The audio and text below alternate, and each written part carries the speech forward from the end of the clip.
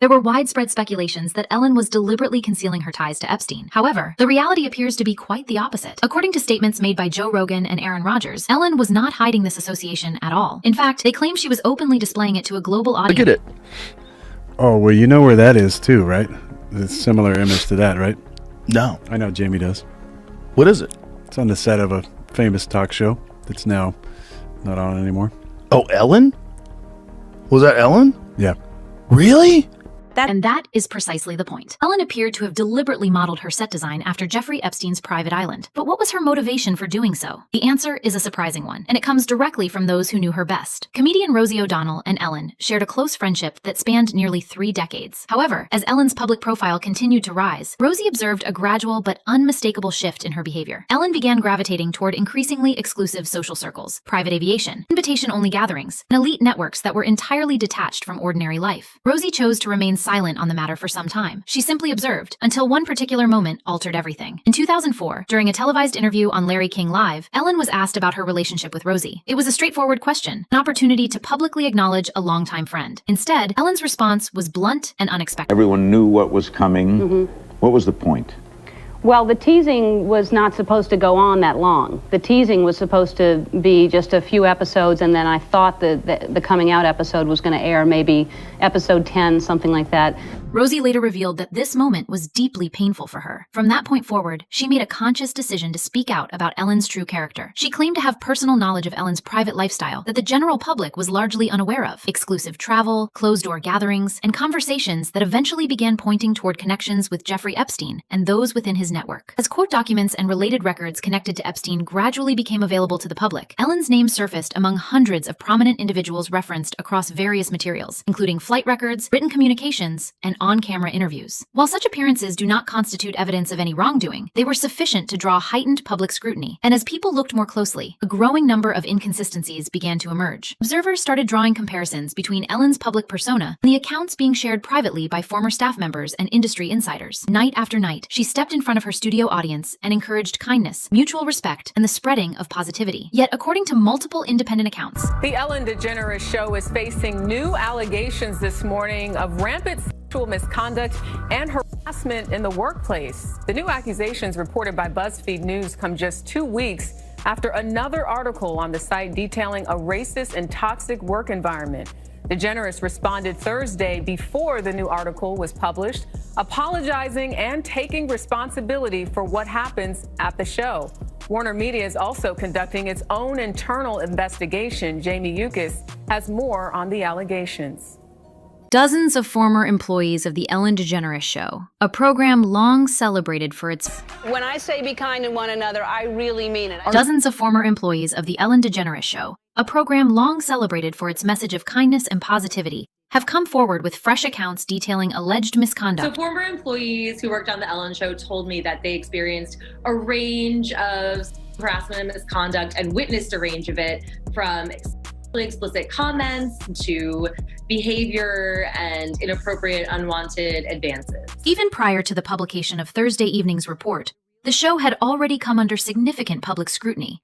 An earlier BuzzFeed article had featured accounts from several former staff members who described a workplace environment characterized by racial bias, fear, and intimidation.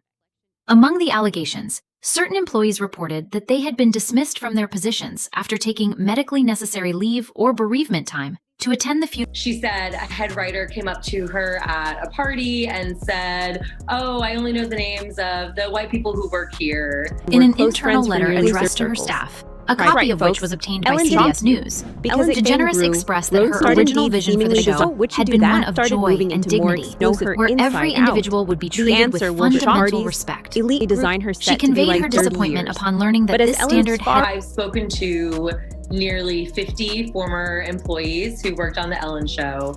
All of them say they found what their experience was behind the scenes to be in contrast to what the show makes a profit off of and what Ellen DeGeneres has built an entire brand off of, which is the Be Kind message. This was followed by a wave of online speculation linking Ellen to various controversies, including the widely circulated Wayfair pricing theory, in which unusually high-priced... There was a conspiracy theory that surfaced in 2020 that some furniture on Wayfair had human names and prices well over what the furniture piece would be worth. Think $9,000 for a wooden table. The furniture had similar photos with just different girls' names and different pricing. Would a global trafficking ring really use Wayfair.com as their front, given it's literally hidden in plain sight? No, I remember that. I fully believe that. Me too. I'm sorry, okay. It was an Ashley table for 20 grand. The names, if there was like something where the code of the product, you look it up and then it was literally the code of a missing person with the same name. So like, for example, if it was the Ashley table and then the SKU number on the Wayfair website, you look it up,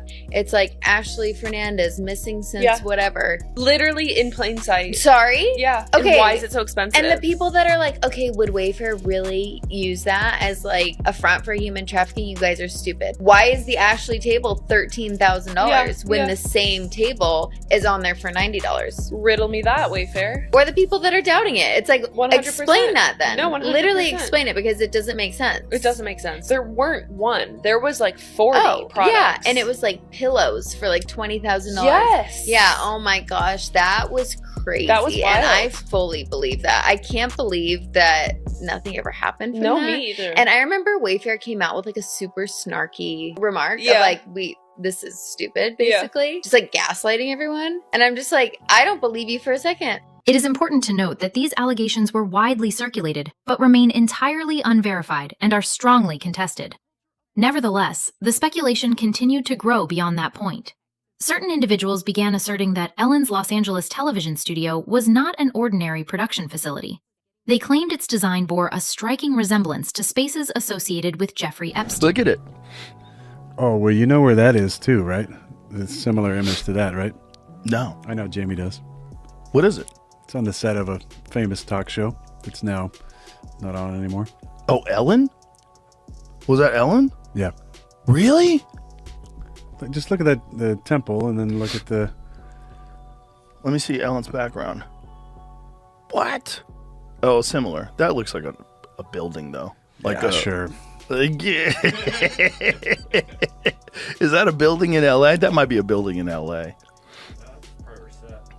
Right, but I mean, it's supposed to be a background of... Yeah. That's strange. It was precisely at this point that Rosie O'Donnell began taking action. Her moves were subtle initially, yet transparent enough for those paying close attention to notice. And by most accounts, Ellen was fully aware of what those actions signaled. Everything she had carefully constructed over the years, her public image, her industry influence, and her high-profile connections, suddenly appeared vulnerable to complete collapse. What followed, by many observations, resembled a state of panic. This was not the first time Ellen had faced serious public criticism. When the Ellen DeGeneres show came under fire in 2020 over allegations of a toxic workplace culture. Now, Hedda Muscat was a producer at the Ellen show in its debut season, and she joins us now from Los Angeles. Good morning to you, Hedda. What do you think of the news? Has this come as a shock? Hi. No, not a shock at all. The viewers have spoken. Her ratings have been in the toilet for a long, long time now. Her show has not been fun. It has not been interesting. And she's not really, by the way, stepping down. The viewers fired her. Right.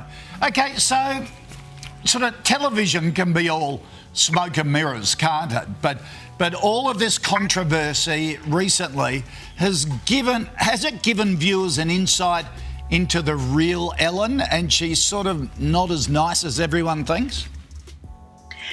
Absolutely. However, I want to give the viewers more credit. I don't think the show's demise is because of the viewers' loyalty to the employees, because let's face it, as employees, we endure hardships in the workplace all the time. I think the viewers are disappointed in the phoniness that she's been projecting as this nice person. So I feel that the viewers feel duped in a way, that she's not this nice person. And they're not going to put up, the viewers are not going to put up with the backstage racism that goes on and the backstage bullying that goes on. So I think the viewers have woken up, finally. So you've been there, Hedda. Remind us what you went through. So for me, I was there, the first hire in 2003. I was brought on to book the human interest guests, not celebrities, but, you know, people that were newsbreakers. And when I would go into pitch Ellen, who we have on the show today for our production meetings, she looked away. She showed no interest with any of the newsbreaking stories.